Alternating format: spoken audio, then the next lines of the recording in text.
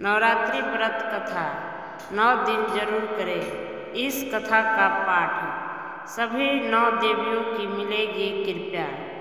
नवरात्रि का आरंभ हो चुका है। अगले 9 दिनों तक माँ दुर्गा के अलग अलग स्वरूपों की उपासना की जाएगी। माता रानी की पूजा अर्चना के साथ आपको इस कथा का पाठ भी जरूर करना चाहिए। श्री दुर्गा नवरात्रि व्रत कथा करने से आपको सभी 9 देवियों की कृपा प्राप्त होगी।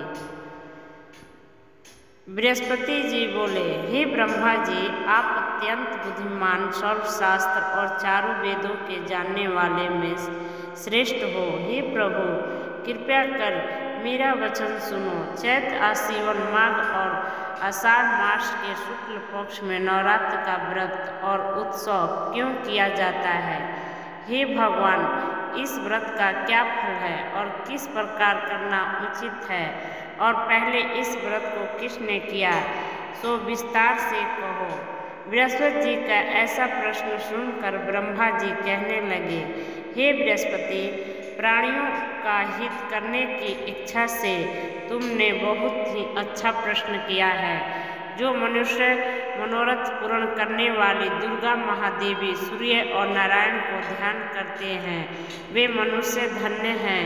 यह नवरात्र व्रत संपूर्ण कामनाओं को पूर्ण करने वाला है। इसके करने से पुत्र चाहने वालों को पुत्र, धन चाहने वालों को धन, विद्या चाहने वालों को विद्या और सुख चाहने वालों को सुख मिलता है। इस व्रत को करने से रोगी मनुष्य का रोग दूर हो जाता है और कारागार में पड़ा हुआ मनुष्य बंधन से छूट जाता है। मनुष्य की तमाम विपत्तियां दूर हो जाती है और उसके घर में संपूर्ण संपत्तियां आकार उपस्थित हो जाती है। बांध्या और काक बांध्या के इस व्रत के करने से पुत्र हो जाता है। समस्त पापों को दूर करने वाले इस व्रत के करने से ऐसा कौन सा मनोरथ है जो सिद्ध नहीं हो सकता?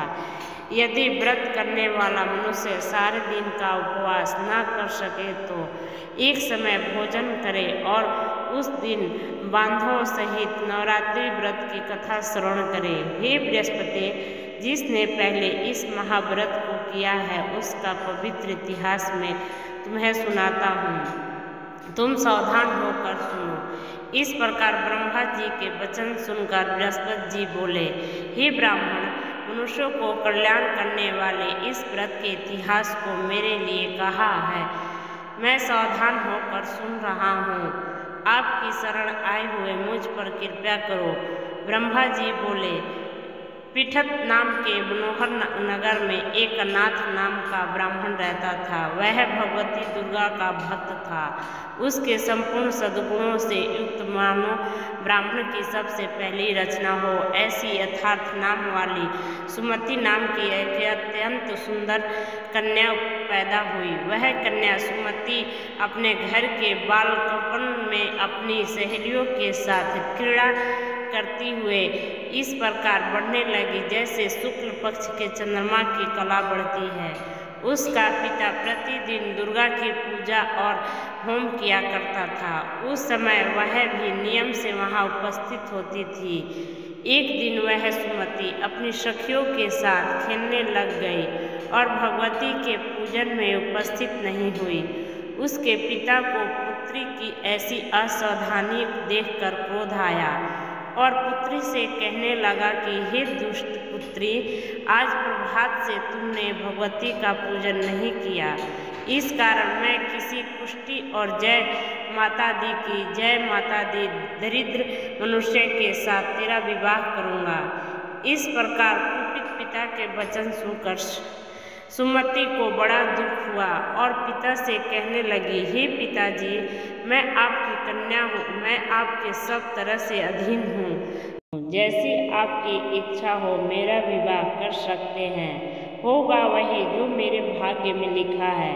मेरा तो इस पर पूर्ण विश्वास है। मनुष्य न जाने कितने मनोरथों को चिंतन करता है, पर होता वही है जो भाग्य में विधाता ने लिखा है। जो जैसा करता है उसको फल भी उसके कर्म के अनुसार ही मिलता है, क्योंकि कर्म करना मनुष्य के अधीन है, पर फल देव के अधीन है। जैसे अग्नि में पड़े हुए तृण दी उसको अधिक प्रदीप्त कर देते हैं, उसी तरह अपनी कन्या के ऐसे निर्भयता से कहे हुए वचन सुनकर उस ब्राह्मण को अधिक क्रोध आया। तब उसने अपनी कन्या का एक पुष्टि के साथ विवाह कर दिया और अत्यंत क्रुद्ध होकर पुत्री से कहने लगा कि जाओ जाओ, जल्दी जाओ, अपने कर्म का फल भोगो। देखो केवल भाग्य भरोसे पर रहकर क्या करती है।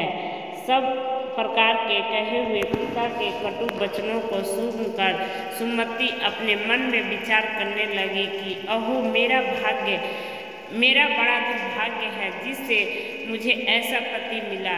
इस तरह से अपने दुख का विचार करती हुई वह सुमति अपने पिता के साथ वन चली गई और भयानक वन में कुशायुक्त उस स्थान पर उन्होंने वह रात बड़े कष्ट से व्यतीत की। उस गरीब बालिका की ऐसी दशा देखकर भगवती पूर्ण पुण्य के प्रभाव से प्रकट होकर सुमति से कहने लगी कि हे ब्राह्मणी, मैं तुम पर प्रसन्न हूँ। जो तुम चाहो वरदान मांग सकती हो। मैं प्रसन्न होने के पर मनवांछित फल देने वाली हूँ। इस प्रकार भगवती दुर्गा का वचन सुनकर ब्राह्मणी कहने लगे कि आप कौन हैं जो मुझ पर प्रसन्न होकर यह सब मेरे लिए कहा, और अपनी कृपया दृष्टि से मुझ दासी को कृतार्थ करो। ऐसा ब्राह्मणी का वचन सुनकर देवी कहने लगी कि मैं आदि शक्ति हूँ, मैं यही ब्रह्मा विद्या और सरस्वती हूँ। मैं प्रसन्न होने पर प्राणियों को दुख दूर कर उसको सुख प्रदान करती हूँ। हे ब्राह्मणी, मैं तुम पर तेरे पूर्व जन्म के पुण्य से प्रभाव से प्रसन्न हूँ। तुम्हारे पूर्व जन्म का वृत्तांत सुनाती हूँ, सुनो। तुम पूर्व जन्म में निषाद भील की स्त्री थी और अति पतिव्रता थी। एक दिन तेरे पति निषाद ने चोरी की और चोरी करने के कारण तुम दोनों को सिपाहियों ने पकड़ लिया और ले जाकर जेल खाने में कैद कर दिया। उन लोगों ने तेरे को और तेरे पति को भोजन नहीं दिया। इस प्रकार नवरात्र के 9 दिनों में तुम न तो कुछ खाया और न जल ही पिया, इसलिए 9 दिन तक नवरात्र का व्रत हो गया। हे ब्राह्मणी, उस दिनों में जो व्रत हुआ उस व्रत के प्रभाव से प्रसन्न होकर तुम्हें मनवांछित वस्तु दे रही हूँ। तुम्हारी जो इच्छा हो सो मांगो। इस प्रकार दुर्गा के कहे वचन सुनकर ब्राह्मणी बोली कि अगर आप मुझ पर प्रसन्न हैं तो हे दुर्गे, आपको प्रणाम करती हूँ। कृपया करके मेरे पति को कोढ़ को दूर करो। देवी कहने लगी कि उन दिनों में जो तुमने व्रत किया था उस व्रत के एक दिन ऐसा पुण्य अपने पति का कोढ़ दूर करने के लिए अर्पण करो। मेरे प्रभाव से तेरा पति कोढ़ से रहित हो और सोने के समान शरीर वाला हो जाएगा। ब्रह्मा जी बोले। इस प्रकार देवी का वचन सुनकर वह ब्राह्मणी बहुत प्रसन्न हुई और पति को निरोग करने की इच्छा से ठीक है ऐसी बोली। तब तक उसके पति का शरीर भगवती दुर्गा की कृपा से पुष्टहीन होकर अति अकांति युक्त हो गया, जिसकी कांति के सामने चंद्रमा की कांति भी क्षीण हो जाती है। वह ब्राह्मणी पति की मनोहर देह को देखकर देवी को अति प्रक्रमी वाली समझकर स्तुति करने लगी कि हे दुर्गे, आप दुर्गत को दूर करने वाली, तीनों जगत का संताप हरने वाली, समस्त दुखों को दूर करने वाली, रोगी मनुष्य को निरोग करने वाली, प्रसन्न होने पर मनवांछित वस्तु को देने वाली और दुष्ट मनुष्य का नाश करने वाली हो। तुम ही सारे जगत की माता और पिता हो। हे अम्बे, तुम अपराध सहित अम्बाला की मेरे पिता ने पुष्ट के साथ विवाह कर मुझे घर से निकाल दिया। उसकी निकाली हुई मैं पृथ्वी पर घूमने लगी। आपने ही मेरा इस आपाति रूपी समुद्र के उद्धार किया। हे देवी, आपको मैं प्रणाम करती हूँ। मुझ दिन की रक्षा करो। ब्रह्मा जी बोले कि हे बृहस्पति, इसी प्रकार उस सुमति ने मन से देवी की बहुत स्तुति की। उससे की हुई स्तुति सुनकर देवी को बहुत संतोष हुआ और ब्राह्मणी से कहने लगी कि हे ब्राह्मणी, तुम्हारे उद्यालय नाम का एक अति बुद्धिमान, धनवान, कीर्तिवान और जितेंद्रियान पुत्र शीघ्र ही होगा।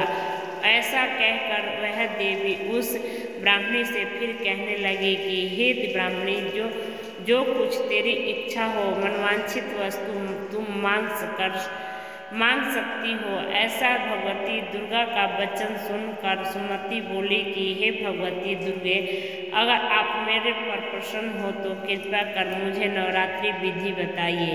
हे देवांती, जिस विधि से नवरात्र व्रत करने से आप प्रसन्न होती हैं, उस विधि और उसके फल को मेरे लिए विस्तार से वर्णन करें। इस प्रकार ब्राह्मणी के वचन सुनकर दुर्गा कहने लगी, हे ब्राह्मणी, मैं तुम्हारे लिए संपूर्ण पापों को दूर करने वाली नवरात्र व्रत विधि को बतलाती हूँ,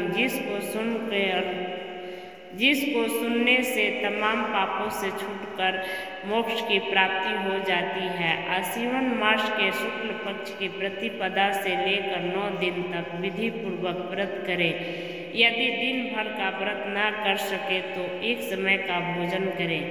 पढ़े लिखे ब्राह्मणों से पूछकर घट स्थापना करें और वाटिका बनाकर उसको प्रतिदिन जल से सींचे। महाकाली, महालक्ष्मी और महासरस्वती की मूर्तियाँ बनाकर उनकी नृत्य विधि सहित पूजा करें और पुष्पों से विधि पूर्वक अर्घ्य दे।